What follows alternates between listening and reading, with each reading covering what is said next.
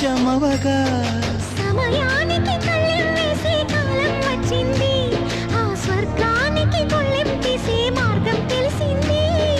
కామునికే మైకం కమ్మే యాగం జరిగింది, గోపాలునికే పాఠం చెప్పే యోగం దక్కింది.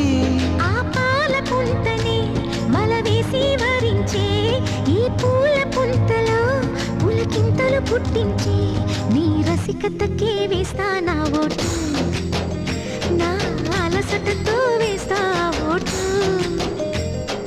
చిన్నగా చిన్నగా చిన్నగా మది కన్నులు విప్పిన కన్నెగా నీ మగసిరికే వేస్తా నా ఓటు.